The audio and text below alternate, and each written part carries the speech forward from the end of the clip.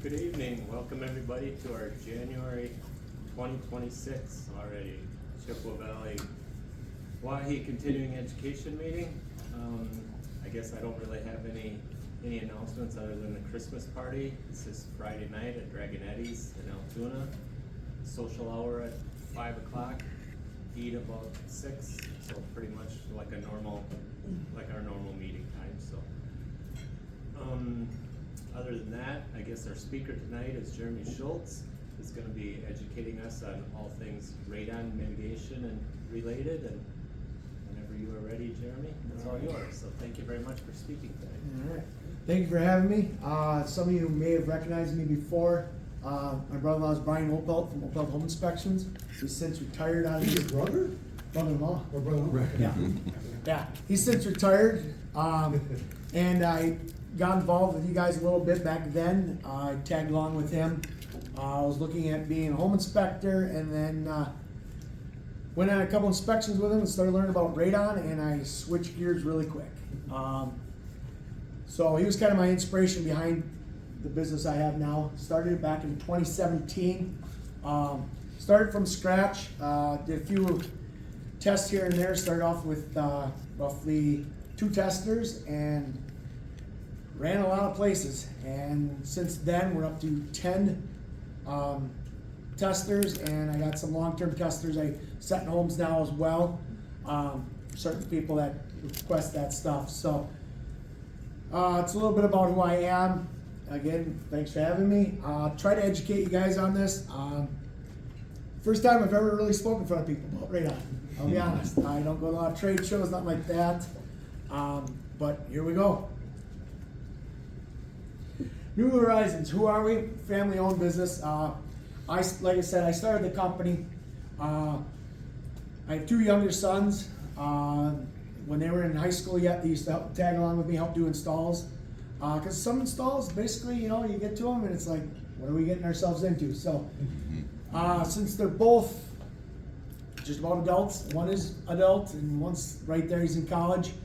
My wife tags along now. She's my gopher. She will tag along, run around with me to set testers, pick up testers for me and stuff like that. She does a lot behind the scenes, the bookkeeping part of it and stuff like that. Serving homeowners and real estate professionals, that's what I do. The real estate agent, it's a different world there. Like we talked about earlier, you get a call from an agent, and they usually take like the cheapest person. You guys probably seen that as well. I'm not saying I'm the cheapest guy out there, but I have quality products, and that's what I built my business on. Built on trust, high quality workmanship as well. My approach, clear communication from testing to the final verification, clean, effective installs. Again, you gotta respect the homeowners. Time and property, even if it's a vacant house, you never know who's watching. You get in a lot of these houses now, there's cameras. It's crazy, crazy about it. These are a couple of our installs we've done here. A lot of times when I do a customer calls me up, a lot of times I got about 10 questions I ask the homeowner over the phone. A lot of times I can bid those jobs pretty close, do you have a sump pit, I go out roughly 3 hours from Neilsville, so I go in all directions. You get in certain areas, you know what they are. Marshfield's a big one for me. Marshfield, it's called Marshfield because it's on a marsh. So you got sump pits, but when you get in Marshfield, you gotta watch. Sump pits are not your typical sump pits.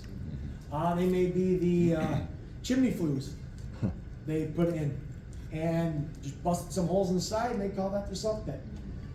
So again, you gotta look at that stuff. You get up here, it's a hit or miss for sump pits. I just did a house up in Gilman, had 4 sump basins in it. So that's telling me right there, they're either on a spring or they got hydraulic pressure underneath the soil. So you gotta look at them a lot differently. You give them an estimate over the phone, you get there, you might be spot on. You get some people that don't know what a lift station is versus a sump basin. So So that's kind of like I said, this is kind of how my installs look and stuff like that. As you can see, you know, when a homeowner, you talk about capping off their sump basin. First thing they do is they freak out, right? They go, oh my God, what happens if my sump pump overflows? And how am I going to access it? Stuff like that. I use a 24-inch round cover. I cut the, there's any sump basin sticking above the concrete, I cut it flush, grind it flush, whatever I need to do to get a good seal on it. If the water table's high, you can tell if the water table's high. I mean, if it's up in the drain tile, and you know, you gotta watch that, because for me, my early years of doing this, I would always use sump basins. I'd be like, oh yeah, this is perfect. You know, and it is a good suction point and all that. I use Festiva fans. Right now there's 21 of them on the market. And they're coming out with, I think, 5 to 8 more this week they're gonna announce. When I look at a system, it's based on square footage and soil type, okay? If the water table's high, I will try to core drill down a couple feet down away from the pit. Because again, I've had it where I've turned that water in there as a turbine. You know, the customer will call me up and say, oh my gosh, my spring thaw, I think there's something going on in my sump basin. I need to come out and look at it. Go out there and look, sure enough, I'm turning the water. You know, if it's an adjustable float, we'll adjust it a little bit so that way, again, it'll keep it down. But sometimes you can't. It'll be a fixed float on that sump pump, and you gotta move it down. So, gotta look at that as well. Looking at that, as you can see here, this little doohickey right here, viewport I use. Basically, it's a clear window. A lot of guys will use clear covers. I don't like to use clear covers. I've seen too many of them. People step on them, crack them, whatever. They're supposed to take weight, but you never know. So I like to use these little guys here. Homeowner can look in. If need be, they can pull it out, play with their float. I can stick my hand down in the hole. It's a 5-inch hole. Stick down there, hit the float a couple times. Again, that's how. When I leave a job, if the homeowner's there, I walk them through it. You know, how to do this, because again, I don't want to get that call, you know, middle of the night, next morning saying, oh my God, you installed a radon system and I don't think my sump pump's working. Or when you split the pipe and put the Fernco on it, you know, I want to know if it leaks before I leave. So again, nice little, you know, thing for a homeowner to do on their own, or shine a flashlight down in it, or whatever they need to do. I get on some sump pumps, sump pits that are, you know, don't have a pump on them. Maybe they're a dry one. You know, instead of putting a viewport on it, I'll put this guy on it. It's just an inspection cover, same thing. You know, homeowner can slide it out. It's a solid one. Slide it out, look down there, good to go. I like to use those viewports. So if there's a sump pump on it, they want to know their water height and all that good stuff. You know, is there sump working and all that good stuff. So again, that's kind of my installs. When I get to, I've had a few. Again, the chimney clay liners. Yeah, you gotta grind them flat, put a cover on them. When I first started the business, I used to use raised dome covers. Use a raised dome cover, but again, it was like 8 bolts. You know, when a sump pump goes out, what's the first thing? They want to gain access to it. After you get a few calls like, oh my gosh, my sump pump quit working, I can't get my cover off, or I got my cover off, I can't get it back on. I like this style better. It's worked for me. And again, our business is about what works for us, makes it easy for the homeowner. You gotta think about the homeowner as well, because after the sale, you may not hear from that homeowner again. You may. So try to make it convenient as I can. Consistent, reliable results. So, you know, a homeowner looks at a radon system, and there's always two complaints that I've always ran into. Noise is one of them, and appearance. You know, you gotta go in open-minded. You know, if you haven't looked at the house, and the day of the install, you're going in, first glance, you know, I'm looking at different options. You know, is it a non-finished basement, stuff like that? Can I go up the back side of the house? Is there something in the front? We've all seen them in closets up in the front corner, no room. They got the 2x4s just about in the sump pit, you know, trying to use as much room in the basement as I can. So I'm looking at that as well. So there's never ever, again, keep an open mind when I go in. If there's an attached garage and it's a shingled roof, the homeowner is good with it, I will put it through the garage roof. I will go take my pipe on the opposite end where the garage is, go up through into the garage, put a fire collar on again, because we're breaking the firewalls. Put the fan up in the garage attic, because fans can be in two locations. The EPA says they can be in a non-livable area like an attic or the exterior of the home. So again, I kind of like to follow standards just so that way my name's on that system. Somebody comes in and calls us out on it, we can explain why we did it this way or why we're not doing it this way. So appearance-wise, I use white PVC, white fern goes on top of my fans. The only thing that is a color is the flux conduit going into a switch. That's a gray box. Otherwise, I try to keep everything neat and tidy out there. Don't like to use purple primer that everybody loves to see, and pipes slopped up. Got a buddy up in Minnesota, very large mitigation company. They love that purple primer. I get it, inspectors like to see it, but gosh, sure is ugly. Long-term support and maintenance. Again, I offer a maintenance plan. If a homeowner, every 2 years, you're supposed to retest. So we go in, put them on a calendar after we do the system. 2 years down the road, I call them. What do they call me? There's some that are pretty consistent. That will call. Strong reputation in my community. Again, I'm a volunteer fireman. Fairly well known through the Clark County area for the mitigation. You get out a ways, people may not know you. They might see was in Menominee once doing an install, and my name is on my trailer. I drove by a house, and the people were outside. I no longer got to the other side of Menominee, and they called and wanted me to come back and give them an estimate. So, I mean, you know, it's good to know and see you out and about. Understanding radon. What radon is and how it enters homes, why testing is essential, and common misconceptions.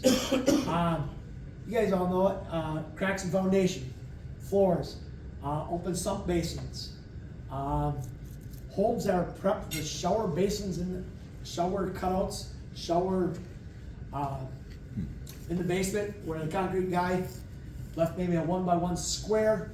They were supposed to dig out, connect the shower. Basement's never going to be finished. The homeowner says, you go down there and you look, well, there's a source of radon. Again, I always refer to radon as the fat, lazy gas. It takes the easiest path of travel. It'll come up through that. A lot of times where your slab meets the wall, that joint along there, comes up through there. Again, why is testing essential? Even if a home has a system, it's still key to test. I've been on homes, you know, there's two types of system. There's a passive and active. Passive is a system with no fan. Lake Wissota, there's a plumbing company up there that will put a lot of passive systems in. Good enough for the inspector. The inspector will look at it, the building inspector will look at it, sign off on it. The plumber will look at it, he'll do it, sign off on it. Thing is, a lot of times those guys don't go back and retest. Don't retest, right? Was up there doing an install. Neighbor came across the road and says, I'd like my home tested. I got a radon system, he said. But I can't hear my fan and I don't see my fan. Went into the house, it was a passive system. Passive system that ended just outside of the wall of the home. Came in, tested, and it failed. And he was mad. He's like, when I bought this house, I was told it's got a radon system and the levels are low, that's why we didn't test. Now, a year down the road, you're telling me it's failing. Okay, we went in, put a fan on the system, put the pipe above the roof edge 13 inches, retested for them. We got them down well under. My guarantee is 2.5 or less after I put a system in. You know, there's that comment. Another one is, I just did one over in Marshfield. Been doing quite a few of these lately. It was a barnuminium on a slab. Everybody thinks, oh, I don't have radon on a slab. How do you know? Test. Test it once. 9.7 it came back on a new build. Again, in-floor heat. So that made it that much more fun. I have a thermal imaging camera. I have to turn the heat up. I can see the lines. I drip. Core drip. So again, You don't know if you got radon until you test. I mean, it's the simplest thing I can tell you. You know, how else does it enter the house? You know, cracks in walls. You know, there's a lot of variables. You crawl spaces. Oh my God, crawl spaces. Let me tell you. I've been in some, was telling Matt, was in one you couldn't even fit it. And I love challenges in life, but that was a challenge where I had to turn down because mounds of dirt that touched the floor joist, dropped down 3 feet on one side, couldn't see all the way across. The previous homeowner must have been an alcoholic, threw all his bottles in there for me. So I wasn't going into that hazard. I turned it down. I don't turn many down, but I had to turn that one down. So a little bit about that. What do radon levels mean? EPA action. I use sun radon testers. Like I said, I got 10 of those out and about. Leave them for 48 hours. Calibrated every year, so I know they're accurate. I do have radon eyes that I do keep in some homes. Had a subdivision in Hickston. There was 13 houses there. I did 10 out of 13. Have my systems in. A couple of folks were didn't believe they had radon, so I put one of the radon eyes in. Left it in there while I did that whole street of installs that week. Went back. You know, I'm not tying up one of my good testers, but they can see it. Nice thing about the sun radon is I can download those results. I can see them as I pick the tester up. Every homeowner, after I do an install, gets the report as well. So I'm gonna have a baseline again. Manometers. You know, key thing for a homeowner to know if their system's working. You know, every system I install has a manometer on it. People always look at it and think, oh my God, is that my radon level? Right. You know? Yeah. No, I wish it was, but no. The lower the number, the less restriction you have underneath your slab. Marshfield, parts of Neilsville, you get that hard clay soil, mucky soil, where it's really hard to pull air movement underneath the slab. If there's no sump basin, I'm taking out roughly 15 to 20 gallons of soil. I have an auger. I drill a 3-inch hole, and you got to create that air pocket. It's a pain in the butt. You know, by Wassa, where I do installs, you got granite over there. Got a long hammer drill bit, and you got to grind it out. Otherwise, it's going to fail. I mean, it'll read higher on your manometer. And again, it's not. If it's high on one side, so this manometer here, say this one goes only up to like 4.5. You know, if you're pushing, for me, I'm looking at that. If I did an install over in Wassa, it's pushing 3.5, 4. I may consider putting a different fan on, because that's telling me my fan's working that much harder to pull those down. I may get it at that time. I may get that level under that threshold, but is it going to hold there? You know, that's one thing you don't want. You don't want your, you know, you're going to do a system for a customer. Maybe they'll sell the house in a year, whatever it is, and they come back and say, where they can get their own home test. You know, a lot of these customers are going online, Amazon, buying air things. They're putting in their house. They watch them religiously. They put it to their phone, and they're like, oh my gosh, I had a spike today, why? So if it's up that high, that for me is an install that's telling me I have to put on maybe a bigger fan. You know, the reason why I chose Festiva fans, again, there's 21 fans he's got on the market right now. You gotta know your soil type. You know, Neilsville area, up this way, I use the Eagle, which is more of a sandy clay fan. Over in the Wassa area where there's granite, I will use a Legend fan that's made for the granite area.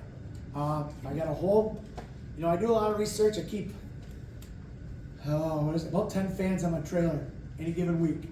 All different types. Some may not have been used, you know, but again, you never know until you get to that area. I would use a Legend up here because it's, you know, the pole is different.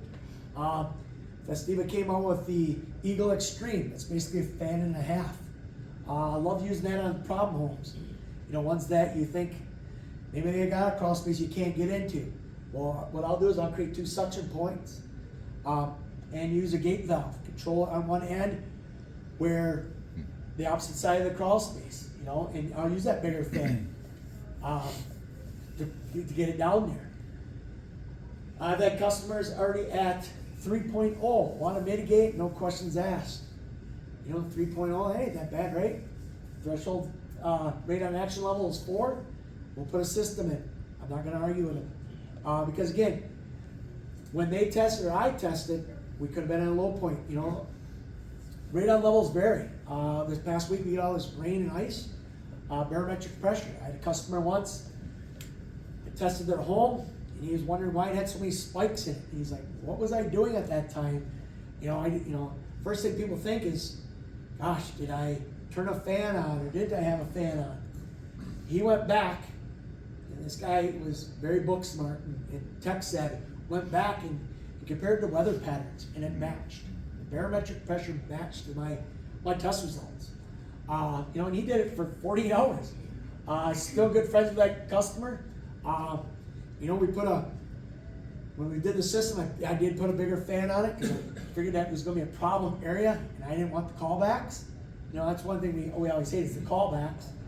But again, it's part of your customer service. I like to, for my business, it's not a repeat business. I'm not like the mechanic down the road that car breaks this week, get it fixed, next week breaks again, I'm going to fix it again. One and done I try to do, unless the customer has rentals or likes to buy and sell homes. Again, talks about radon levels, where to consider fixing and stuff like that. Here's where we're talking about those spikes. Love the sun radon testers. Probably much like the other testers that are out there. These are the only testers I've used since, again, my brother-in-law, that's what he used to use. It was easy to use the technology on it, so that's the ones I have. I print off that chart, send it in an email to the homeowner. They look at it, and again, they'll see every hour when it tested, why it tested, stuff like that. So, love doing it. Highest I've ever tested so far since 2017 is 298.8. And it was in sand country. In a house that was about 5,000 square feet. And he had 2 sump basins in there. Came in and did 2 installs, 2 systems. Got him down under 2. He was happy with it. We were good to go. Neilsville along the Black River had one 117.4. And again, this was a real estate transaction. Realtor said I had 72 hours to get it down below the threshold, otherwise the buyer was walking. Because he was told that he wasn't able to get it down there. Well, I use 3-inch PVC in my business unless I do commercial properties, and I use 4. That particular house, I use 4. And I put the biggest fan on it, put the Legend Extreme on it, and he was down to, I believe, 1.5 within 48. So we got him down there, everybody was happy, we're good to move on. Since then, never heard anything back, so we're good to go. All right, resources and who to contact. Realtor involvement during real estate transactions. There are a few I work with here. Health departments, home inspectors. I get a couple calls from home inspectors wanting to know if I will test a home. Work with Matt quite a bit on helping out there, running around, following him around, doing a few tests on the side. And when to call a radon mitigation installer. For me, again, the county health department, they can't. You can use them. They can use you as a resource. They can't use you as a reference. So that's kind of hard. You can get on their call list, but you're competing against a lot of folks. Realtors, again, like I said, I got good friends that work at Next Home. Never going to bash a realtor, but they will take the cheapest and easiest route and the quickest guy that'll get there. Again, I'm not the cheapest. I have quality products. I'm not going to put a sloppy system in just to please a realtor and get the callbacks. And again, it's my business. I take pride in my business. This is my bread and butter right here. I love doing it and stuff like that. So it matters to me. when to call, you know, a radon mitigation installer. You know, a lot of folks, you know, it's word of mouth. You know, it's who you meet. You know, you make a great first impression, much like you guys. You get the repeat calls, or the neighbor, or somebody, a friend of a friend is selling a house, they want a home inspection done, stuff like that. Works the same with me. Currently in the Loyal area doing a bunch of installs. The homeowner is well known in that area, and she's well, how do I say it? If she does something to her house, the neighbors will do it too. So it worked out good. I was there doing an install, I came in and tested high, came in and did the install, gave my trailer, has my name on it, and you always love the nosy neighbors, right? People are looking outside, what are they doing over there? Huh. They'll talk to them, or what she did, she texted her neighborhood group chat, and I got 10 installs out of that one. So it works. I mean, it definitely does. So when to call a mitigation company, that's when you call. Not a lot of guys, there are companies out there, mitigation companies out there. You do have your larger ones. One up here I always deal with is American Water Works. They always pull their estimator out of Minnesota. They will give you Minnesota pricing. So, and that's quite high. You're looking at probably $3,500, the base price. The last time I heard from them. So, hope folks shop around, because God, I'd love to make $3,500 in every install, but it's just not. For me, I don't believe that's Wisconsin pricing yet. Not in this area. I see that a lot less. We're in the business to make a little money. We're not in the business to gouge you or take advantage of you. So, again, home styles and types. You know, square footage affects the design. You know, I'm looking at testing a commercial property in Marshfield right now. It's a 3-story building. The basement alone is 12,000 square feet. So I'm gonna probably put all 10 testers in it and let them roll. It was brought up by one of their employees that they should test, and they are a research center. So, I don't know, somebody spoke up about it, and here we are. We're gonna do it here. Crawl spaces. Again, I've done crawl spaces. They're not the easiest. You guys all know that. You guys all inspect the crawl spaces. I've got myself into some doozies. I'm 6'2", and I'm about 230 on the scale.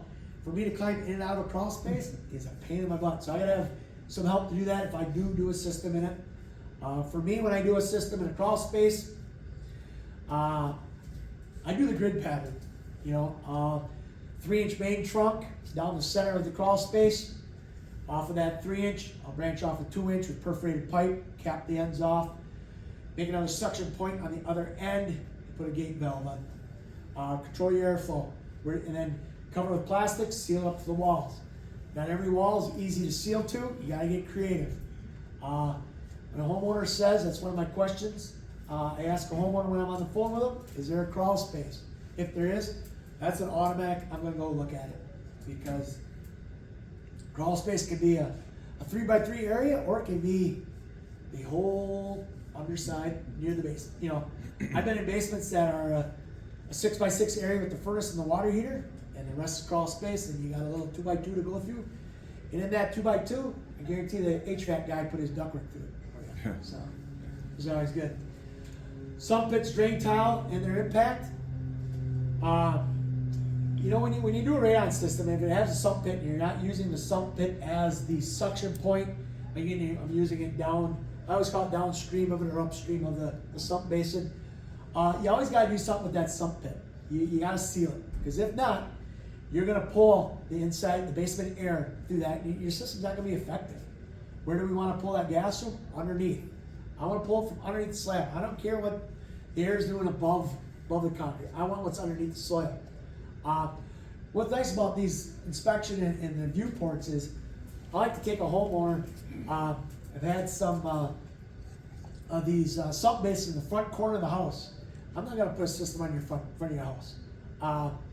So I'll go maybe in a mechanical room or a closet down the basement if it's finished, and we'll go up that way.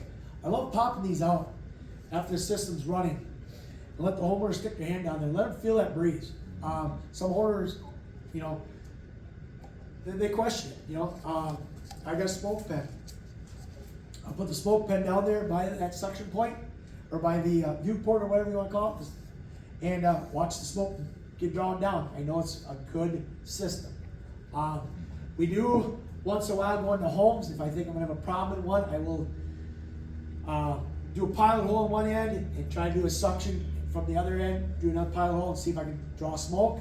Sometimes, again, depending what the soil's underneath, depending what you're gonna run into. You know, if you got the pea gravel base underneath the concrete, you may get it, you may not. It's, don't do a lot of those. Again, I feel confident in the system that I do this way. Usually when I do a system, I'll test on the opposite end. So that way, again, helps. I know by the suction point I'm drawing it down, the homeowner's probably curious, well, is it gonna get all the way across my basement? I'll test on the opposite side for them. Multiple suction points may be needed. I had a house that was down by Leva Strum. It was built in basically like, how would I call it? A sand quarry. They could not dig down any deeper, so they put the house in the quarry. We went in and some of the hardest, underneath the slab, the hardest stuff I've ever had to drill in. Hammer drill, it took, most my installs take 3 to 4 hours. That one took 7 hours. Just because we had about 2.5 hours of trying to get through the hard pan in order to get some good suction. Manometer read about 3.5. I questioned it, let it go, set the tester, and it was right on that threshold. And for me, that wasn't good enough. Went in, put a bigger fan in, still didn't get it. So we had to make another suction point. You know, you don't know till you retest. That's why I like to do these electronic retests. I mean, I've seen guys set charcoal testers and charcoal test kits, you know, 60 to 90 day test. I mean, that's fine and dandy, but for me, peace of mind, I like to know within 48 hours if I did it. So, again, like I said, 3 to 4 hours. What on time and a clean install should look like, steps the installer will take, homeowner preparation. You know, again, 3 to 4 hours is a typical install for me. You know, the hardest part I have is lining up an electrician. You know, I got a buddy that's on the fire department with me. He's a certified electrician. I give him a call, give him an address, and I get him in there. He takes care of if there's permits needed. That's kind of a gray area, I feel. Get over the Marshall area. The Marshall, I don't know if any of you guys test over the Marshall area or doing home inspections. You ever run into the Stratford? Okay. You ever run into the Marshall inspector down there, the electrician? No? No. He's a work of art. We'll just say he's a work of art. He'll call you out if you didn't contact him to get a permit. And permits, Marshall, depending on the day he's having, it could be upwards of $150. So again, to stay competitive, it's hard. I'll be honest, it's hard. And I got some electricians that won't go to Marshall because of it. So I got my source that will go in there and do it. But again, you know, he's licensed, a licensed electrician. You know, if the homeowner signs off that we didn't need the permit, we'll do it. I mean, it's a gray area. You do and you don't. I mean, clean what on time looks like. I always like to arrive at an install. You know, I do installs. My wife doesn't like it. 6 days a week. 6 days a week. Saturdays I'm going to start phasing them out just because my youngest son is going to college in Iowa. He's down there on a scholarship for track and field, so that's when they have their track season starting up here this week. So that's my time. So I'm starting to take away, you know, we'll do 5 days a week. Not to say I won't pick up a tester or drop a tester on a Saturday, but I'll do that. It's a morning install. I usually start my mornings at 8 a.m. I like to arrive 15 minutes early. You know, I never like to be late for an install. If I feel I'm gonna be late for my second install of the day, I do 2 installs a day. Maybe if it's in the same town, I'll do 3. I will call the next homeowner and say, hey, we're running a little behind, or I'll give them a window. Okay, this install should take 4 hours. I tell the homeowner I'll be there between 1 and 2:30. You know, I like to be closer to that 1 mark, you know, as much as we can. Clean installs.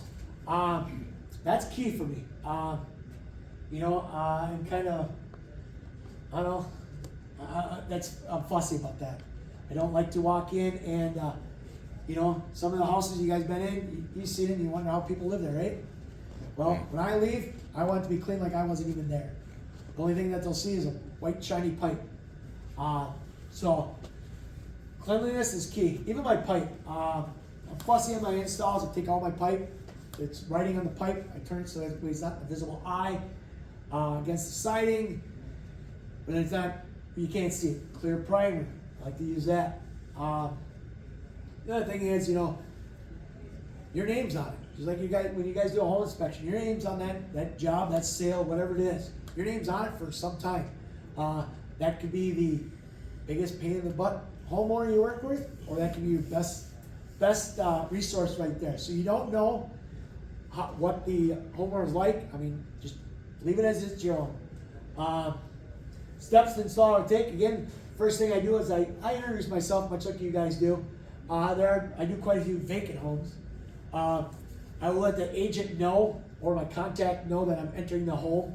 A lot of times they give me the code, enter the home, snap a few pictures after the system's installed, and I will let them know I exited. Again, cameras. A lot of homes with cameras these days. I had one in Spencer, vacant home, but the homeowner wanted to know his house is on the market, wanted to know who comes and goes. So you open the door, and I was doing that one. That was my 3rd install for the day. I got there about 5 p.m. Did the install, and wouldn't you know, all of a sudden this truck comes flying in the driveway, and it's the owner. He's like, I seen you come in my house. Who are you? Hey, I can't help your agent didn't communicate properly with you. I'm sorry. I'm Jeremy. I'm doing it. Oh, okay, we're good. I seen you on the camera. He drove like 45 minutes. He could have just called. Yeah. But whatever. So you always gotta watch it. I mean, it's to each their own. I mean, another one is, you know, if the home has, a key question I ask a lot of times when I'm setting a tester or picking up a tester or doing a vacant house install, there's an alarm. Know the alarm codes. That's key. And stuff like that. Homeowner preparation before the crew arrives. Again, that varies. Because again, I'm going there with an open mind. You know, homeowner may think, okay, I want it right here. I want it on the back side of my house, and this is where I want it. You know, the first thing I do is, if it's non-finished, I shouldn't even say non-finished. If it's an open ceiling basement, I'm going in and I'm looking. I'll let the homeowner give their thought where they like the system. First thing I'll do is I'm looking at the ceiling. You know, okay, there's a bathroom here. I'll ask him, you know, and I always feel odd asking this question. What's that room above you? Well, that's my master bedroom. All right. Well, in my experience, I would not like to put a radon system on my master bedroom. And they'll ask why. Because it's a white noise. You know, again, not knowing what's in the walls for insulation. It could have been bad insulation. The house could be 20-some years old. Bad insulation's kind of fallen down or whatever, deteriorated. They may hear that noise. And I don't want the callback. I mean, once you make that hole through that outside, you're pretty much committed now. So, like to kind of look around at that. I'm always, you know, looking for options, you know, or giving my suggestions. In the event that the homeowner is bound and determined they want it on that one corner, and that's their master bedroom. I'll go into detail about that. Festiva Fans came out with a new fan, or a couple new fans. And I'll plug this in a little while here. You can adjust it. It's a variable speed. So in the event that you do have a problem house for noise, because again, that's one of the complaints. You know, it's not really so much the fan that they're hearing, it's the exhaust. You know, again, you exhaust it above the rough line like you're supposed to. I put mufflers in all my installs now, all my pipes and stuff like that, just to muffle quiet the exhaust down. And what I'm finding this year with all this rain and this ice and stuff, it's also helping prevent some freeze-ups for me. You know, even only if the muffler's only about a foot long, you know, but again, it's been helping. Again, less callbacks. So look at that. You know, some basements are wide open footprint. Some are, holy cow. As a volunteer fireman, I'd hate to go there for a fire, let's say. They're pack rats. You got stuff floor to ceiling, and it's not just little stuff. It's, last house I had, they had like 7 cabinets there, and they were loaded full. It's like, well, this is where I'd like to go, but you know, you work with them. You work with them. That's all. I mean, again, our business, you know, is the customer always right? Oh, I mean, but you gotta give them input. You gotta work with them a little bit. Final test, post mitigation tests are requirements. Again, with these, the customers going out and going online and buying the air monitors, stuff like that. You know, it's like anything. It's a mechanical device. Did it get damaged in shipping? Has it been calibrated? How do you know? I mean, we're putting this in our house and we're just gonna be like, okay, yeah, this is gonna work. Oh my God, my air things are saying I got 22. They'll call right away in a panic. What would you do? Well, you spent the money on the air things already, which is $100-something bucks. Mm-hmm. All right, I would recommend coming in to test against your tester. Because again, how do you know? So I like to do that. I like to work with my customers to do that as well. Some customers, excuse me, will be like, I trust this thing, so just put the system in. And I love it going back because doing the final test, it's like, okay, I like to compare those numbers. I have some customers that don't want the final test. They're like, I trust my air things, we're good to go. All right? Ensuring that the system is functioning properly, that's huge. Making sure, you know, every install, I walk the homeowner through the system. If it's a vacant house, it's pretty hard to do. I always follow up with the realtor and say, whenever the house sells, the new homeowners get settled in, have them give me a call, I'll run back and walk them through the system. Because there's nothing worse than getting a call from a customer saying, hey, something's wrong with my system, my lines are off. You know, my manometer, it's offset. Well, it's supposed to be. But I like to take them down to the basement, pull the tube out of the pipe, let it flatline, tell them, okay, you know, my comparison is it's like a heartbeat. It's flatline, something's wrong. It should always be offset. And again, you know, walking them through outside, you know, talking about, making sure everything's sealed up properly, making sure they understand where the power switch is, because again, you have to have a disconnect, stuff like that. Documentation.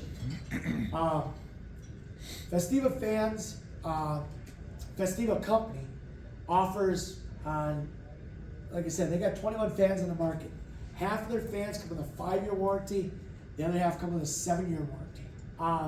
What I do with my homeowners, depending on what fan I use, I mainly use the Eagle Extreme, Legend Extreme. I give everybody a 7-year warranty, even if the fan has 5 years. You know, I can come back and, 4 years down the road, a homeowner calls up and says, hey, my fan, this year's been bad. I'm not gonna lie. This year's been a bad year for fans freezing up, getting a little louder. People are saying, well, I got a little dome over the end of my exhaust pipe. What's going on? Why is that forming? My fan's loud. Okay. It's peace of mind for a homeowner. They like that. Radon Away used to make excellent fans. They still do. I never dibble dabble in them. I see a lot of them on the market. Warranty is huge for me. I like to sell that warranty to the homeowner. I paid for the extra 2 years. I took care of them. And if it does come to 7 years and their fan's acting up, or 7.5, I work with them. We work with them a little bit. Because again, you never know if that customer could be your worst enemy or your best customer for life. So I'd like to give them the warranty paperwork. Also, again, print off every test so that way they get a copy emailed to them. 48-hour test shows the results after the system was installed. Ongoing maintenance and upkeep. How long should a system last?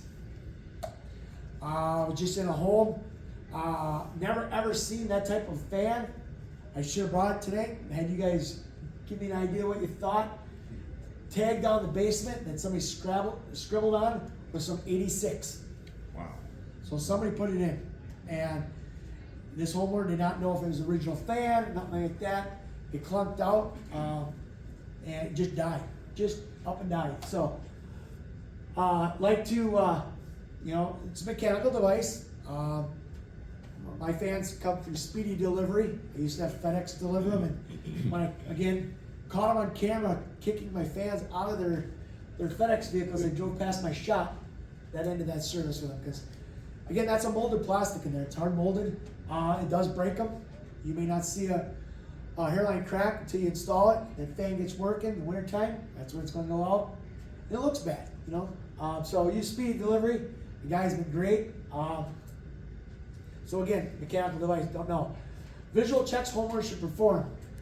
Again, homeowner always asks, how do I know if my fan's working? If it's a garage install where I went up through the garage, the fan's in the attic, they may not hear it up there. So they really don't know until they look at the manometer.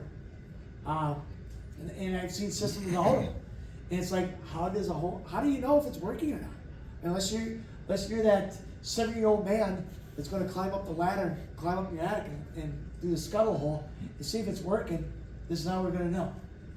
When to call for service? That varies. I've had customers that call me up and said, I have a radon system. I'm not sure if it's working. Drove all the way to La Crosse one time, had a fan on the truck with me, and I don't think that fan's been working for quite a few years. There was dead birds in it. Looked like the squirrels were trying to make a nest in it. Fired it up, the pipe was plugged, so I know it wasn't working for some time. Cleaned the pipe out. I tell my customers, whenever there's a doubt, just call. They can ask questions. Questions are free. I don't mind answering questions. I always love it when a homeowner or a customer I work with, I never save their numbers in my phone, and they'll text. And texting is huge these days. They'll text and be like, hey, can you come out and look at my fan? It's like, I always hate asking, where are you again? But you ask them, oh yeah, what was your address again? And I look back at my file, oh yeah, put it together. But, I don't mind looking at other systems. I've done quite a few.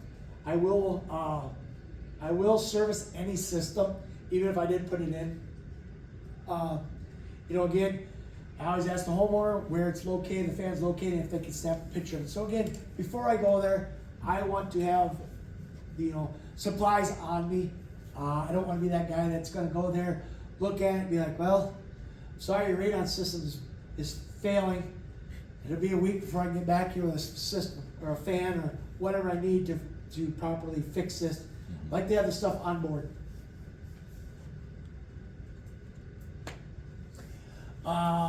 Again, we talk about the EPA standards, stuff like that. Here's an install. Should be vented up above the roof line. The EPA says 13 inches above the edge of the roof line. Again, so that way it doesn't re-enter the software, any nearby windows, stuff like that. They want that, the crosswinds to take it. Again, compliance expectation for real estate transactions. They want to know if it, tests low right away. They want to make sure, everything was wired properly and stuff like that. 'Cause there's nothing worse than you guys come in and inspect the house and we put a system in. We went down the breaker box and maybe, Johnny there, he decided he was going to double up on the breakers and just pull it off that. It's my name on the system. I don't want that. I want it to be done correctly right away. So that way, again, there's no questions asked. Why did you do this? Why did you do that? Again, like I said, fans can be in two locations. Exterior, a home, or non-livable space like an attic, house attic. When I am putting them in a house attic, typical picture around here is what, 412? By me it is, ranch style houses, 412. There ain't a lot of room up there, so you gotta get creative. Also, don't like to put the pipe, if there's no attached garage, they want it up in their attic, I will run the pipe up through a closet. The back corner of the closet, up. First I will also check out the attic. Make sure I can move around up there, that I'm not. getting myself in a pickle and saying, oh, how am I gonna fix this, or how am I gonna do this after I cut the hole? Again, every pipe that every system we install, pipe's gotta have a little pitch in it. Any moisture that gets in it, you want that moisture to go back to the suction point. You know, there's nothing worse than going to a system and listening to the water gargle in the pipe because there's not enough pitch on it. That makes it loud, water builds up, maybe gets, you know, depending where, if it's just a 90, maybe it'll get up in the fan, you don't know. These fans that they do sell, Festiva sells, are sealed bearings, but again, it can still go out, so there's a little bit of that. All right, the do's and the don'ts. I love these. Got a couple calls here. Customers that called me and said, I got a radon system, but I don't see my pipe coming out of the rough. I'm like, okay. So I went there, and whoever installed the system, we teed it off up in the attic. So they're just blowing their radon gas up in the attic. So again, we went and put it through the rough like it was properly supposed to be done. And the same install, I believe, is that fan in the middle. We couldn't get the coupler seal right, so this is down in their basement, as you can see. Couldn't get the coupler seal right, so we're gonna put some silicone on top, put some tape on it, call it a day. Yeah, that's not gonna fly. That one there, that's the best one yet. As you can see, that is in a basement, and we're just gonna take some Gorilla Tape, it looks like, and white Gorilla Tape so it blends in nice, and we're gonna throw some hose clamps on it and call it a day. Again, you know, stuff like that. If you guys see it, call it out. I mean, for further review. I mean, and you know, again, I'm just talking today to be a resource for you. If you guys see it, call it out. I mean, more than happy, you know, go in, talk to the homeowner, stuff like that. It's not a deal breaker that I don't get the job, but I'd like to see it done properly. I see so much of this. Was on an install over by, the other side of, over by Eagle River. And it was installed, they had the fan on a timer, which the fan should run all the time. Had the fan on a timer, and the homeowner said, I don't feel any exhaust coming out the pipe. All right, so went in and looked, and they had the fan upside down. Oh my God. So they're sucking the outside air in and blowing it under the slab for me. I seen that. Yeah. Radon free air to the. You know, I talked to an installer once. He said if you couldn't get suction on one end of the hole, do it that way. Turn the fan upside down, pull the outside air in, blow it underneath the slab, and have it suck out the other end. I've never done it, never seen it done, but I was like, wow, that's interesting. I'm not quite sure. I think I'll just add another suction point, but and do it the right way. So, you know, these were called out by the actual homeowners. You know, my job, I see my business growing more because this younger generation that's coming in is tech savvy. They're on that computer looking at stuff. Radon gives, what is it? Radon desks is like 21,000 a year. And these guys they're looking at this younger generation is looking at. These are actually older homeowners. I happened to be down the road doing installs, and they had walked down. One of them walked down. The other one had talked to the individual I did the install for and said, "Can I have his contact information to come look at my system?" So there's that. You know, never turn the fan off. The only time I recommend homeowners turn the fan off is if they're having issues. If the fan is growling, bearings out, something like that. Temporarily turn it off. If it's annoying, turn it off, and I will get there. I'm not same day turnaround. I can't do that. I'm usually out a couple days, but I will make it a point to, even if it's late at night and I got to use a flashlight to look at that fan, I'll do it. So turn them off then. You know, fan, you know, the exhaust. Never ever, we're recommended, never ever put screens on, critter guards or nothing like that. never put little rain caps on them.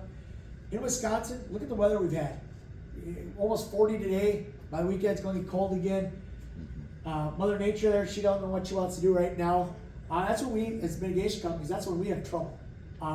It's warming up, it's melting. You know, you get the polar vortex going on, it's going to freeze up on you. Because again, you're pumping warm, moist air out from underneath that slab. As soon as it gets outside, what does it do when it's really cold? It starts to crystallize in that pipe. Close your air gap down, right? Now if you put a rain cap on it, that air is going to go up to that rain cap, basically create blockage for you. It's going to be worse for you. Leave it open. You know, the critter guards with the screens. Yeah, it's great. I always get the question, well, I got a lot of squirrels around here. Aren't they going to put acorns down there, or nuts down it, or leaves? Now, if the fan runs all the time, you're not gonna. I mean, what sold me on these fans, I was at a trade show down in Illinois. They had a booth set up. Dave Smith had a booth set up down there. He had a makeshift system set up. He put a 10-foot pipe on top of a fan, the lowest voltage fan they had. And put a 10-foot pipe on it, shut it off, put a 6-foot ribbon down it, turned it on, that ribbon stood 6, you know, without any restrictions, stood 6 feet, you know, the whole length of the ribbon stood straight up. There's plenty of volume to see if, you know, that fan is really moving some air. The only way a squirrel and leaves are going to get down in it is if it's shut off. So try not to shut them off. I don't like to put the screens on them just because of that. 90s and T's, I see that a lot. It works, but again, now you're creating another angle, another bend that the airflow has to take. Let it breathe. The more you put on, it seems like the louder the systems get. When the systems get louder, that's when you get the complaints. The decibels go up. The homeowner notices it. Like, well, my neighbor's got this system down the road. I can't hear their fan. You go down and look at it. It may be a different fan than what we have. You know, it might be one of those, the Radon Aways. Our most common one I see out now is RN 104, I think it is. The 104s. You know, comparable to mine that I use, yeah, I'm pushing a lot more CFM. According to my manometer, you know, if my manometer is reading 2 on, let's see here, on the Eagle, if it's pushing 2, I'm moving 130 CFM. Yeah, you know, right out of the box, it's pushing roughly 241 CFM. So we're moving some air. You got good suction underneath. You're going to maintain it. So it may be a little louder. Again, you know, was theirs a straight shot? You know, 8-foot pipe up from the basement, 90 out, and then straight up?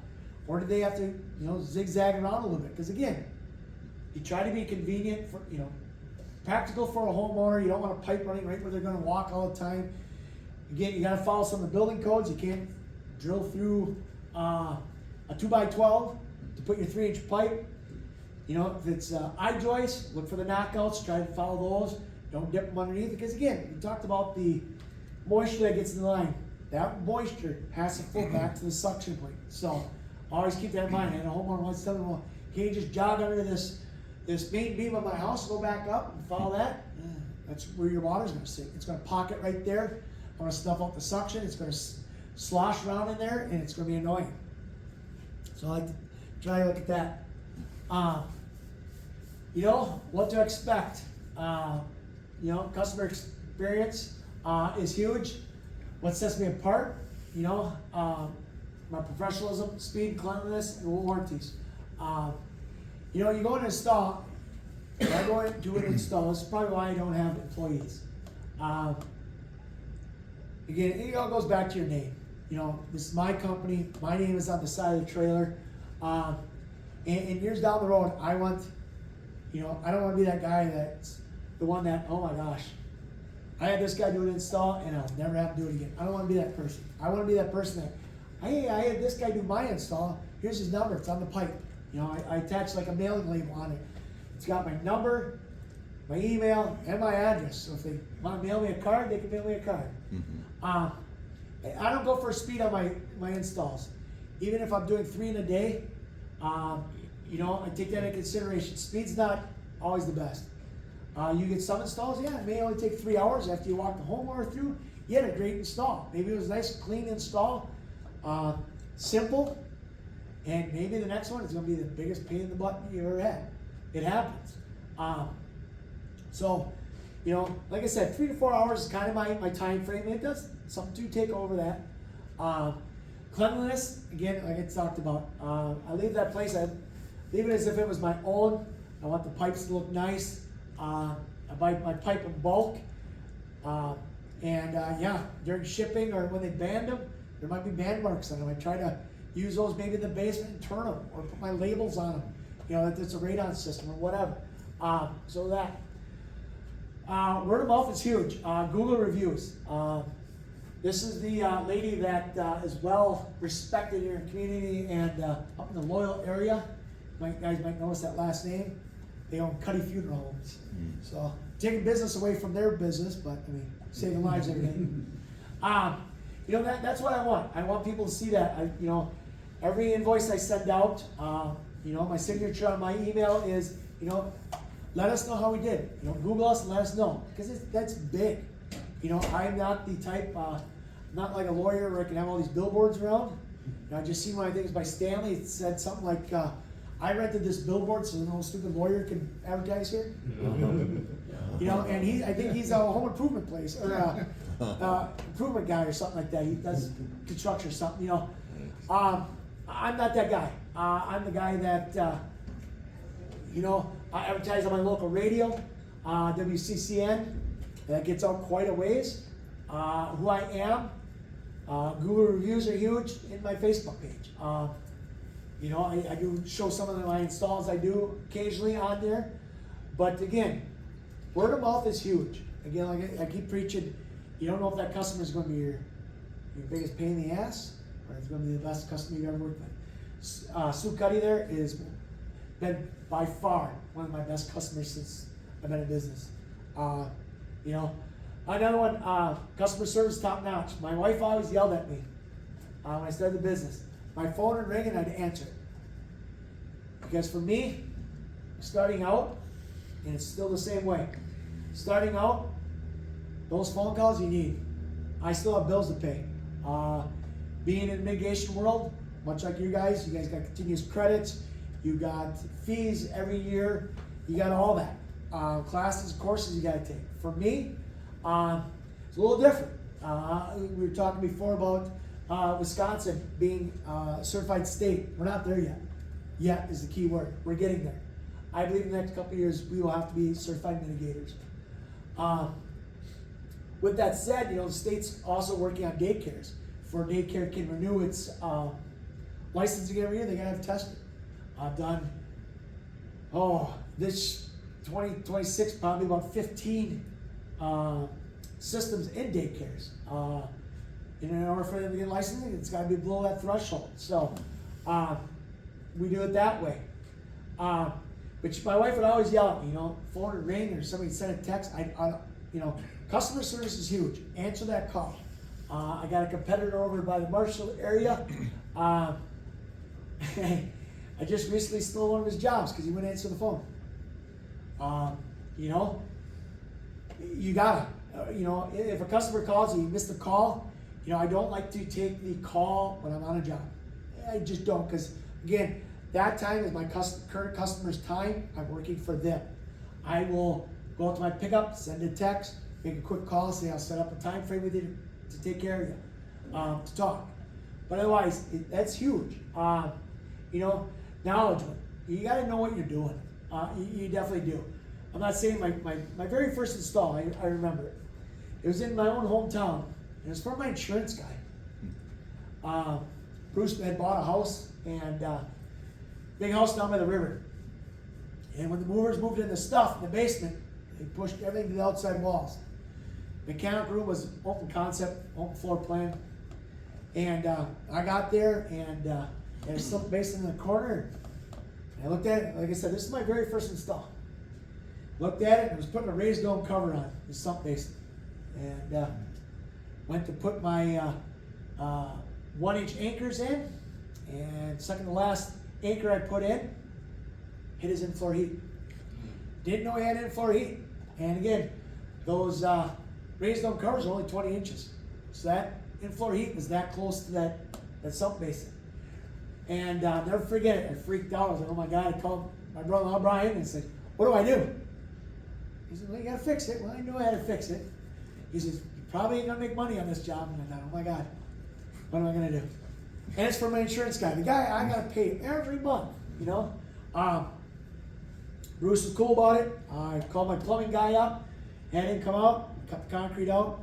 Here to find out, whoever poured the concrete back in the day did not put anchors on the heat tubes. They floated up and moved. Once we cut a 12 by 12 area out, 12 inch by 12 inch, we had moved it and re-anchored it. Since then, I've only hit one other in-floor heat. And that was due to that zone was off. They had it turned off in the manifold, so it didn't pick up on my thermal imaging. Nick decided with the core driller, again, cut the concrete, called the plumber, and had him come out and fix it quick. But again, you know, learn as you go. But you don't want to come to a job site and not know what you're doing. I mean, that's huge. If you don't know, tell them you don't know. Don't BS them. You know, tell them you don't know, and you get back to them. You know, I'm not quite sure on that, but you know, let me look into it. I'll get back to you. Again, new service coming this year. Whole house mold testing. This last year I got quite a few calls. Folks calling me and asking if I do radon testing, but do I do mold testing? And at that time I had to say no every time. And I lost the job. Because they wanted the same person to do both. So I now got a mold tester. And we will be doing this as well in the event. You know, I'm hoping it goes hand in hand. I'm hoping that, you know, if I'm in there doing a mold test, maybe I can sell a radon test or throw a radon test in, because I'll be there anyway. So, kind of group it together, see where it goes. Never hurts to add to your business. I will not do mold mitigation though. I will not. Is that just like an air test then, that mold test, or how? Yep. So basically what we're gonna do is we're gonna pick out, you know, a couple rooms in your house, basement, bedroom, maybe a bathroom, maybe the kitchen. Set it, tester, ones that we have, about 15 minutes per room. You set it, it's basically, it looks like a radon tester, sets up on a tripod, you set it there, you let it sit. I'll be doing other things, let it test. After your test is complete, take it off, put it in a sealed baggie, and we ship them off. Ship them down to Florida, and they'll determine it, you get the results back, you give them to the homeowner. You know, I don't want to get into mold mitigation because it's, that just opens a whole other can of worms. And I got enough to do with this. I just wanted something light to group it with it. Question for you guys is, how many of you guys do test for radon? Y'all do? Yeah. All right, cool. Yeah, I mean, it's a good in for some of us. You know, like I said, I just want to be a resource. You know, I go all over. Just in New Richmond here a while back. Farthest I went north was northeast was Boulder Junction, Wisconsin. Get through a rock, cross the lake, and I would hit Michigan. Customer was a previous client that I worked with in the Wausau area, bought a home up that way, and we put a system in. You know, systems vary. Again, like I said, I'm not the cheapest guy, but again, my quality, my warranty goes a long ways. You know, have that going for us. Many different varieties of fans out there. Testing opportunities. January is Lung Cancer Awareness Month, so been working with realtors on that, trying to get the word out there more. In the process of hopefully buying some more testers, getting them out there, because again, I'm kind of running around pretty ragged here, trying to pick up testers and set testers after we're doing installs and stuff like that. Even got Brian's testers I've got in place now, so we're getting out there. If you guys are ever on a inspection and you see something, you know, you guys are unsure, or it's loud or something like that, I'll give you guys a couple business cards. Use them as resources if you would, you know. Again, it doesn't cost anything for me to go out and look at it. You know, no matter where it is. I'll drive there, I'll look at it. In return, I'm hoping that, you know, the business comes my way. You know, you never know. Some folks want to work with the local guy, that's fine, I'm okay with that. You know, not here to put anybody else down, but I'm here to make a living as well. So, again, we talked about this fan here. Like I said, it's for your problem houses. You know, a couple of your houses, the homeowner will complain. Look how deep you put your fingers in. Oh, we're ready.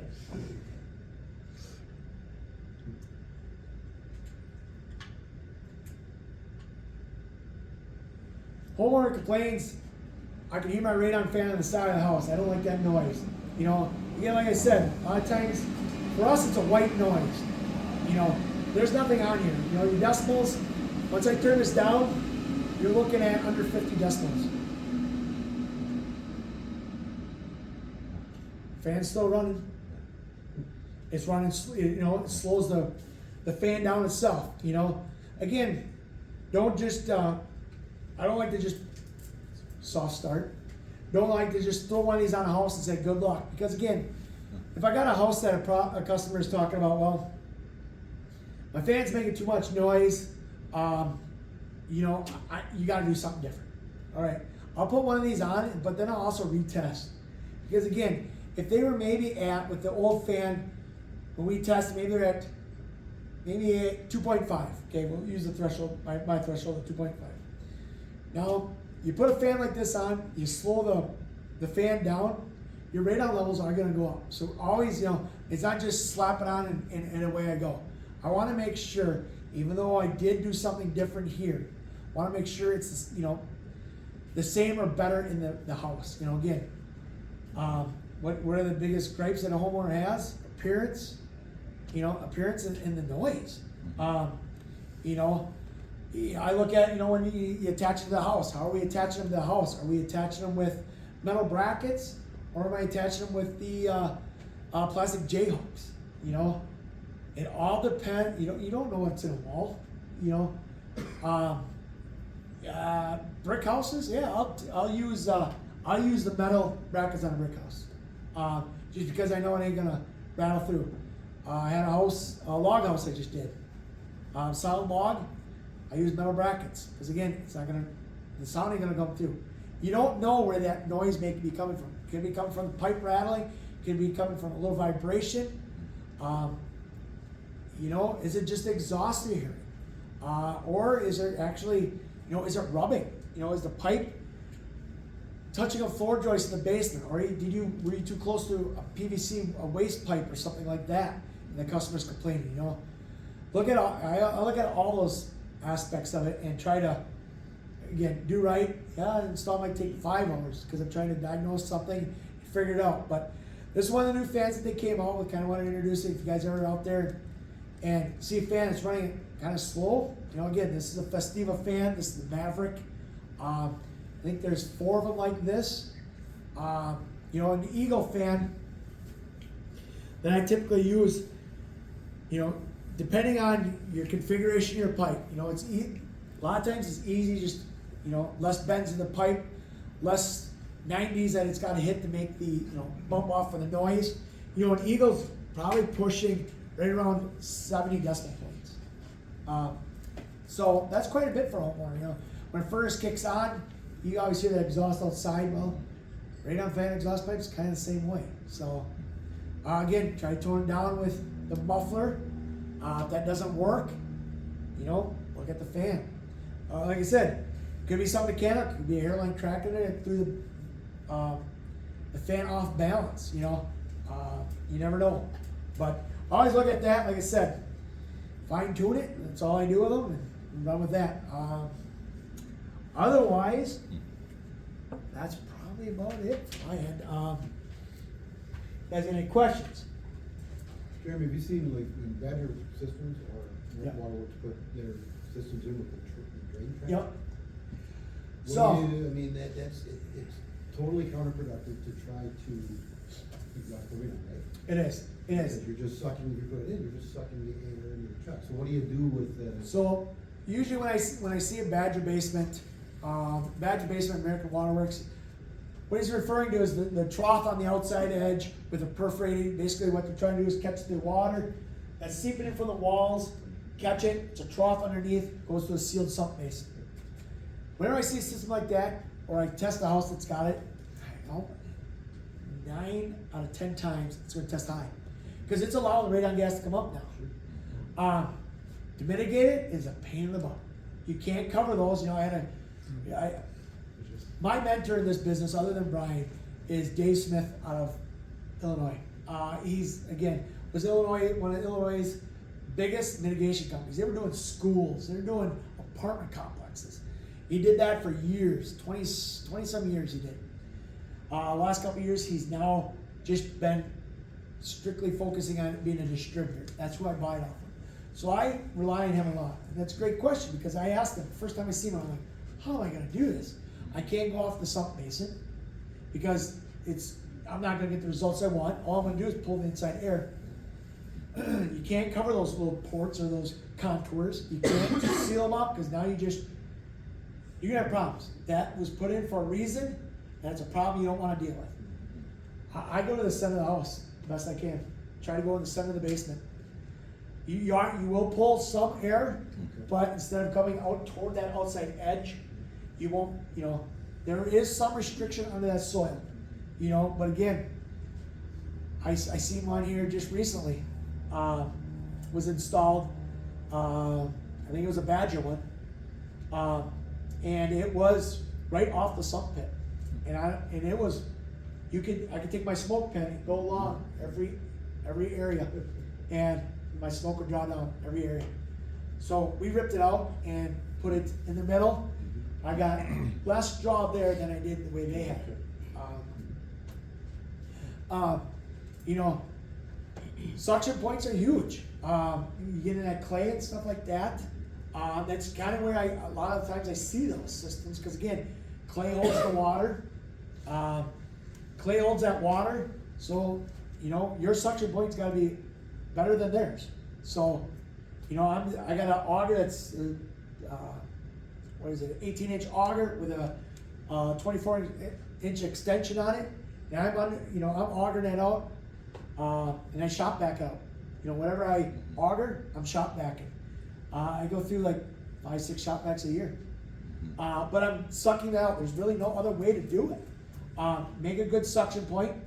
Had a job with like silica sand almost. It was that fine. You had to watch, because I did the install, and it was on a slab, and they put all the heat ducts in the slab, under the slab. So you had to watch where you, again, drilled, and watch that way you didn't suck,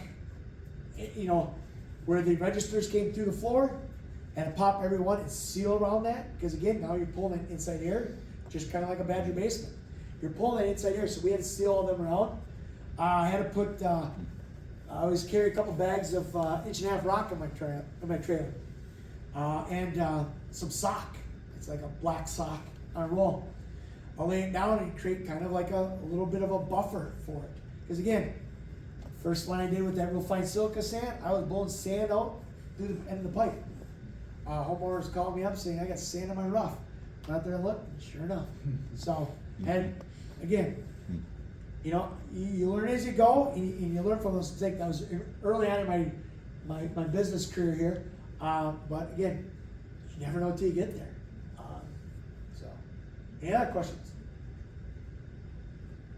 If no 90s are ideal, how many 90s are too many before you have to start looking at moving your suction point someplace else?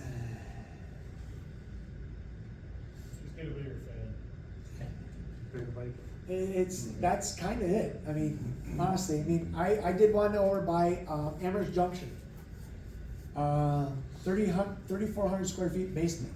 It was an old farmhouse, brick farmhouse, that went east and west with a south addition. That was block wall, or a concrete wall. The other was stone with crawl spaces. Again, he didn't want it on that one side of the house, and I didn't blame him. Crawl space was, I couldn't accept, run a pipe down through it, so I had to go out one side, but it was quite a job. And when I'm doing that, it's kind of automatic, just put a bigger fan on. Because again, with the 90s, you're slowing your airflow down, your airflow's got to, hit that 90, and again, by the time it gets out there in the pipe, you might have started off at 150 CFM at the fan, with your suction point because of the soil. By the time you get to the end, you maybe only push it 30. Well, what good's that going to do? So, bigger fan is my recommendation. In the event that you put a bigger fan on and you're still not getting it, a second suction point with a gate valve. And try to do it. Doing this since, like I said, 2017, I think I've a handful of two systems per house. It's not usually you can get it in one, but there are a few that will throw you for a loop. I've got one over there. Homeowner had a buddy that used to do it, retired, and he came in and kind of gave his analysis. He didn't tell me this before I got there. I got there and looking it over, I'm like, holy cow. I would put two systems in it, because again, you got all the square footage where they added on. You got you get your frost wall underneath there and stuff like that. You don't know how thick it is, how deep it is and stuff like that. I'd recommend two systems. That's the other thing, when we're core drilling next to say I got an open concept basement, core drilling, I stay away from the wall about 6 inches because of the footing. I don't want to drill through a footing. You never know what's in there. Rebar, who knows? I had to hit one over by Marathon. It looked like a grater blade. It wrecked a bit. So, couldn't get through it, so I got concrete on the truck, concrete the whole shut, drilled another one. Little things you run into. I'm not saying I'm perfect at what I do. I get my results, my customers are happy, that's what I'm for. Best I can say on that one. Jeremy, a lot of the systems we see around here are just out the side wall with the fan in the basement. Yep. Do you do anything like that at all? No, I do not put anything like that. My fans are all on the exterior, and I'm venting on above. Because again, radon gas, fat lazy gas. I'm not all about blowing it just off the side. I love those companies that do it because they're charging more than what I did to do it the right way. I follow the standards. The EPA standards are, outside and vented above the rough line. Yeah, there are people that will bicker with you, like, oh my God, I don't want that pipe up there. Well, Google EPA standards on radon mitigation. Let me know where you want it. Because I'll work with you, but I'm still going to put it on that somehow. Even if it's in the back corner by the AC unit, I'll put it above. I see a lot of that. I see passive systems that way too.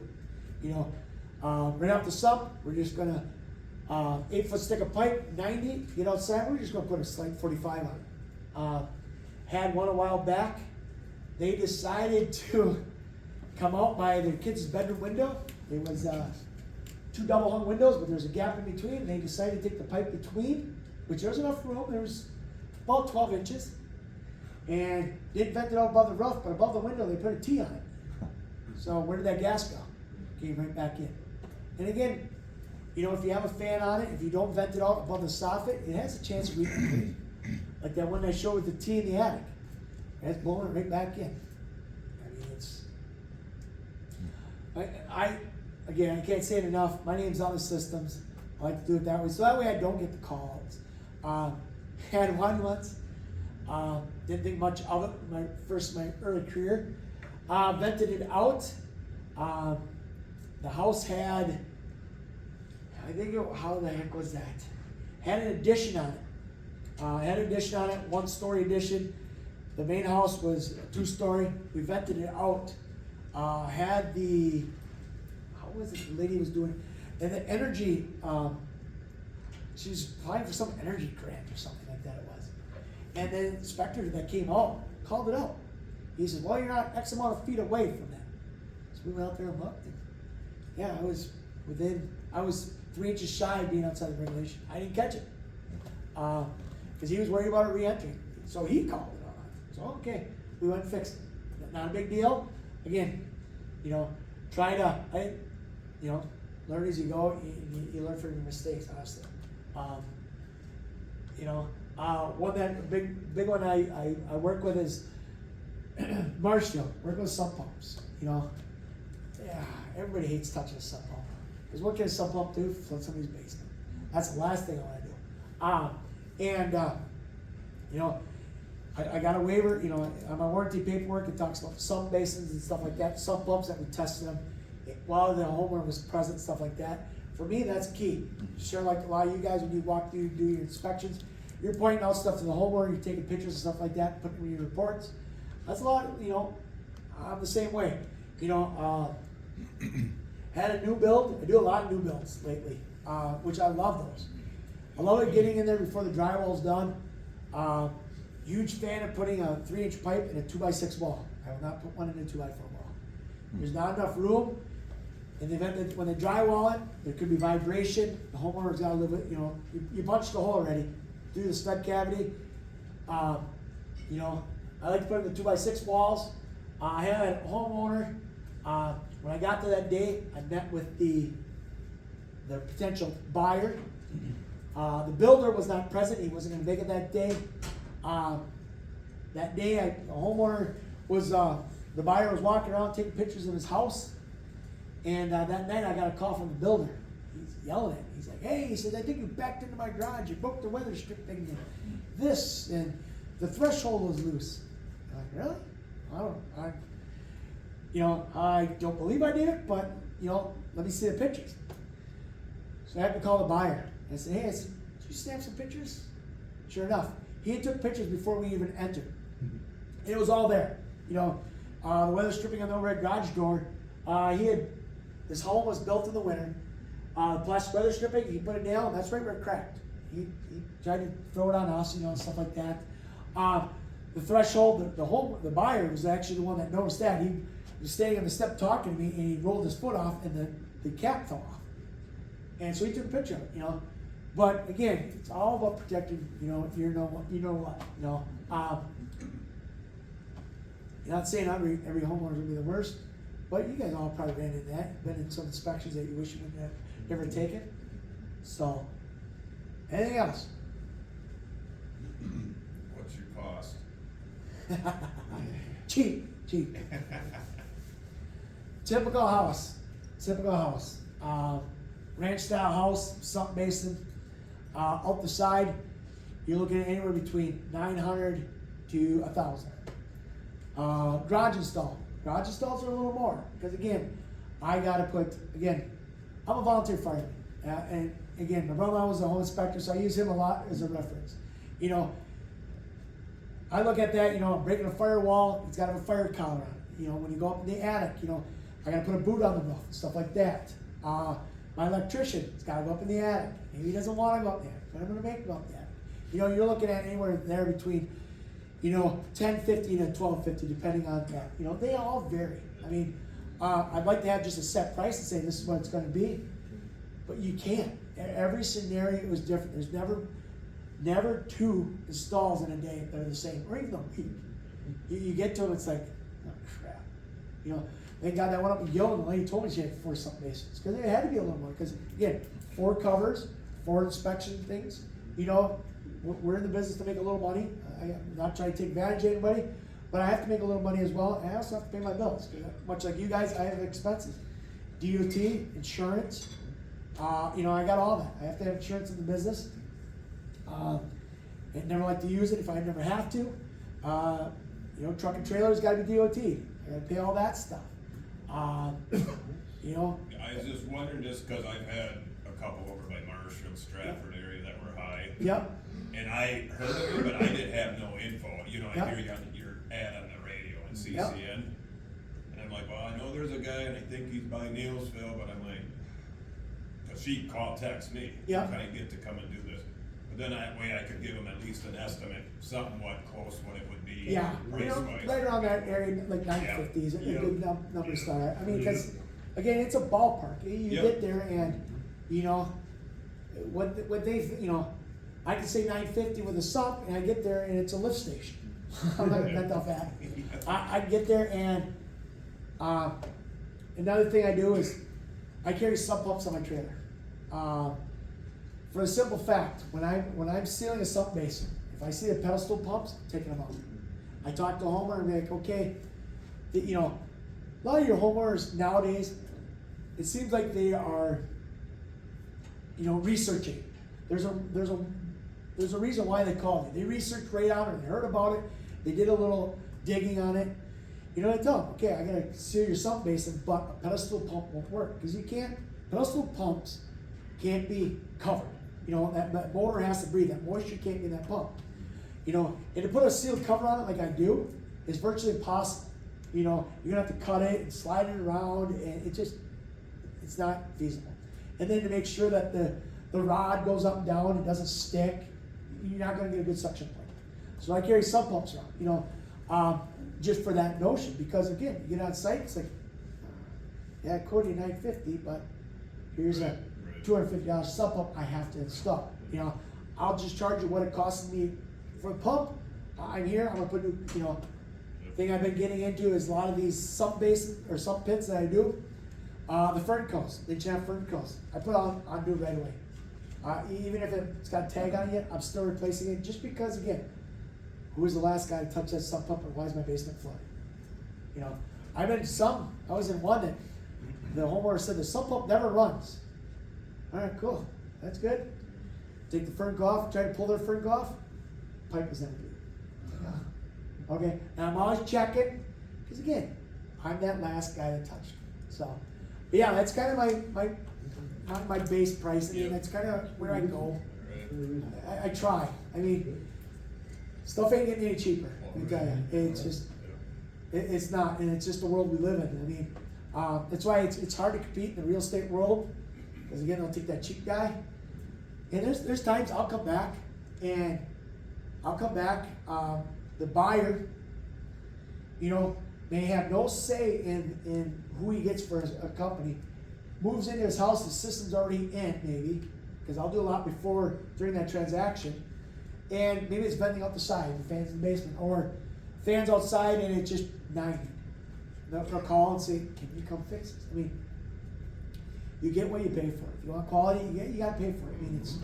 I mean, I can't go to McDonald's and zoom down on their cheeseburger today. It is what it is. I mean, you want quality, you gotta pay for it a little bit, I feel. You know, I never. Well, I ain't bad at all. Okay, good. Good. And like I said, testing, I charge, you know, what do you guys charge for radon testing? $100? 150. 150? Right around there? That's kind of where I'm at. I mean, I try to stay competitive with you guys just because I don't want to undercut, take all your, you know, for you guys, that is a good, you know, what do we call it? A benefit for you guys. You know, I try not to, you know, there are times I will charge 75. If it's in my own hometown, I want that business. I want them to stay local. You know, if it's a little drive, I'll charge 125. Just because, again, I have to drive there, back. Everybody always looks at it and says, oh my God, I can go to the courthouse and get this. All right, that's fine. Go to the courthouse and get one. Send it in. Let me know how it goes. Because you get this whole chart, you get this printout. We're accurate. You get it within, I try to do it within 60 hours. You know, 48 hours to the test. By the time I get it home, maybe even that night I'll download it quick and send it off. You know, you send them off in the mail, who knows? Right. I mean, how long, what's the shelf life on that tester? You know, was it sitting at Home Depot forever and you had to wipe the dust off to buy it? They still charge you 20-some bucks or whatever it is now. You know, yeah, you can go to the health department and get those, but they're the same way. I mean, honestly, they're just charcoal tests you guys send in. But again, like I said, a lot of these folks are using like air things. I mean, are they accurate? I don't know. I mean, would I use them in my own house? No, but that's just me because I have my own. These fans, we talked about the fans a little bit. I trust these fans, I trust these fans and live by these fans so much. Again, like I said, I got two boys, two older sons now, but when they were younger, I'm glad I didn't have girls, I'll say that. I got two boys, take showers forever, you know, had to have the hot water, could never get the moisture out of my bathroom enough. I couldn't get it. I mean, I put the fan on a timer, bought the biggest bathroom fan, exhaust fan, couldn't get it up. I went up in my attic and put a rayon fan. Yeah. Oh yeah, I can suck toilet paper up through my grill. Yeah, and it's on a timer. Oh yeah, if you set her, no moisture. So, but yeah, and it's been up there for, oh, my kids are 20 and 22, and it's been up there a long time. Still running strong. So, but, Thanks, man. Yeah. well, thanks for having me, guys. I'll give you guys a few business cards. So appreciate you guys having.